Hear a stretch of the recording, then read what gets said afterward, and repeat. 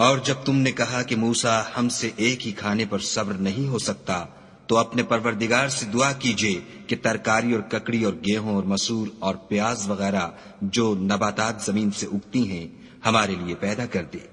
انہوں نے کہا کہ بھلا عمدہ چیزیں چھوڑ کر ان کے بدلے ناقص چیزیں کیوں چاہتے ہو؟ اگر یہی چیزیں مطلوب ہیں تو کسی شہر میں جا اترو، وہاں جو مانگتے ہو مل جائے گا، اور آخر کار ذلت اور رسوائی اور محتاجی و بے نوائی ان سے چمٹا دی گئی، اور وہ خدا کے غضب میں گرفتار ہو گئے۔ یہ اس لیے کہ وہ خدا کی آیتوں سے انکار کرتے تھے اور اس کے نبیوں کو ناحق قتل کر دیتے تھے، یعنی یہ اس لیے کہ نافرمانی کیے جاتے اور حد سے بڑھے جاتے تھے۔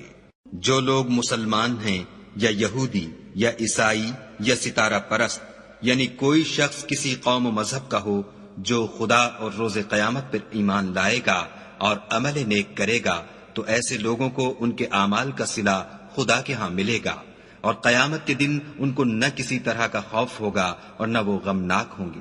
اور جب ہم نے تم سے عہد کر لیا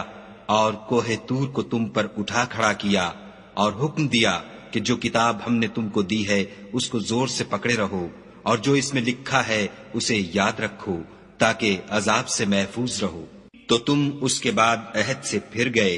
اور اگر تم پر خدا کا فضل اور اس کی مہربانی نہ ہوتی تو تم خسارے میں پڑ گئے ہوتے۔ اور تم ان لوگوں کو خوب جانتے ہو جو تم میں سے ہفتے کے دن مچھلی کا شکار کرنے میں حد سے تجاوز کر گئے تھے، تو ہم نے ان سے کہا کہ ذلیل و خوار بندر ہو جاؤ۔